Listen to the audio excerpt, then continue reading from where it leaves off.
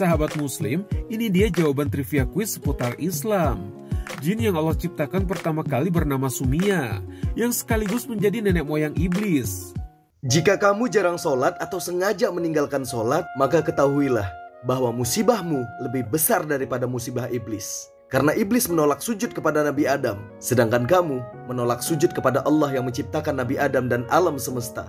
Sahabat Muslim, orang yang menolak beribadah kepada Allah tak hanya mendapatkan musibah sebagai teguran, namun juga Allah akan menurunkan berbagai tanda untuk memberitahuinya bahwa Allah merindukan hambanya, agar hambanya bertaubat dan kembali ke jalan yang benar. Namun jika teguran pertama Allah berupa musibah tidak digubris hambanya dan malah tetap bermaksiat, maka jangan heran jika Allah meningkatkan level ujian hambanya ke tingkat istidraj. Istidraj adalah kebalikan dari musibah, yakni Allah akan memberikan harta yang berlimpah serta berbagai kenikmatan dunia kepada seseorang yang menolak beribadah kepada Allah. Tentu saja hal tersebut bukan karena karunia Allah, melainkan jebakan sebagaimana sabda Rasulullah yang berbunyi, "Bila kamu melihat Allah memberi pada hamba dari perkara dunia yang diinginkannya, padahal dia terus berada dalam kemaksiatan kepadanya, maka ketahuilah bahwa hal itu adalah istidraj, jebakan berupa nikmat yang disegerakan dari Allah." Jadi bila kita melihat ada orang lain yang gemar berzina, minum minuman keras, berbuat zolim dan perbuatan maksiat lainnya, namun hidupnya tetap bergelimang harta dan malah semakin sukses, maka itulah yang dinamakan istidraj, sehingga orang tersebut semakin sombong dan lupa kepada Allah, sehingga sangat memungkinkan orang tersebut tertutup hatinya dari hidayah Allah dan meninggal secara su'ul khotimah. Sedikit berbicara contoh lainnya, bila dikaitkan dengan penyakit ain. Mungkin Anda bertanya-tanya, bagaimana bisa seseorang yang pamer di sosial media, seperti memamerkan mobil mewah, pamer saldo tabungan di ATM, serta liburan mewah yang disertai foya-foya dan pesta alkohol, tetapi mengapa ain tidak berlaku kepada mereka? Bisa jadi musibah yang lebih dahsyat sedang menimpa mereka, yaitu istidraj. Menurut sebagian besar ulama, ain dapat diobati, seperti lewat ruqyah dan menghapus foto-foto atau hal-hal penyebab ain tersebut. Namun istidraj tidak ada hal yang dapat menghentikannya. Lalu bagaimana cara membedakan ujian Allah, azab, dan istidraj? Dikutip lewat ISQ Media, ujian malah datang di saat seseorang sedang dekat-dekatnya dengan Allah Subhanahu wa Ta'ala. Hal ini bertujuan untuk meningkatkan keyakinan iman, kesabaran, dan kecintaannya kepada Allah.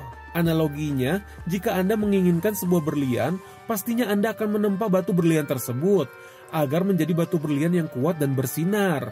Itu pula lah yang Allah kehendaki dari kita sebagai hambanya. Semisal ujian yang ditimpakan kepada Nabi Ayub alaihissalam berupa kemiskinan, penyakit kulit mengerikan, hingga meninggalnya anak-anak beliau. Sedangkan azab ialah bencana atau masalah yang datang tatkala kita sering melakukan dosa dan meninggalkan perintah Allah. Hal ini merupakan teguran dan hukuman agar hambanya kembali taat kepada perintah Allah. Sama halnya seperti orang tua yang menghukum anaknya. Hal tersebut bukan karena membenci sang anak, melainkan ingin anaknya menjadi lebih baik. Itulah wujud kasih sayang Allah. Untuk lebih jelasnya mengenai istidraj, mari kita simak pemaparan berikut ini. Al-Quran mengatakan, wa in ta'uddu ni'matallahi la tuhsuha. Sahabat Muslim, banyak banget nikmat yang Allah berikan kepada kita yang kalau kita hitung itu gak bakal bisa kehitung. Nikmat Allah ini ada dua.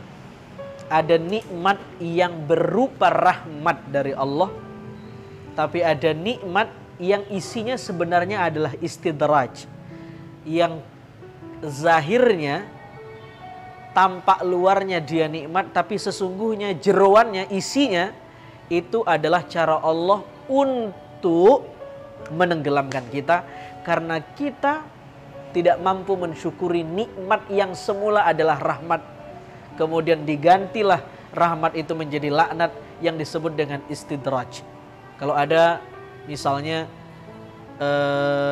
di antara kita yang merasa kok mudah banget dapat duit ya, mudah banget ya nyari cuan ya, padahal saya nggak sholat, saya nggak ibadah, saya nggak pernah baca Quran. Hati-hati, boleh jadi itu bukan rahmat, tapi boleh jadi istidraj.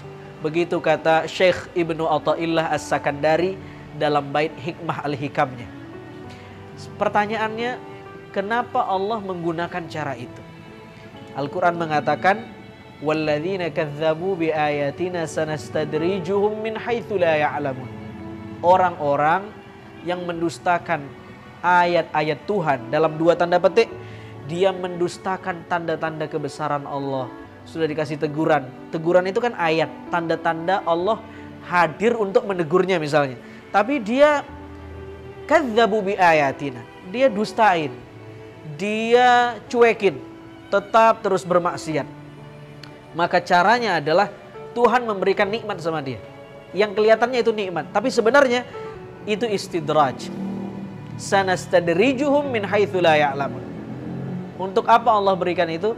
Agar orang ini dihancurkan, nauzubillah min dzalik, dihancurkan dengan cara nikmat yang orang ini nggak sadar, dikasih nikmat, ternyata hakikatnya sedang ingin dimusnahkan oleh Allah Subhanahu wa ta'ala.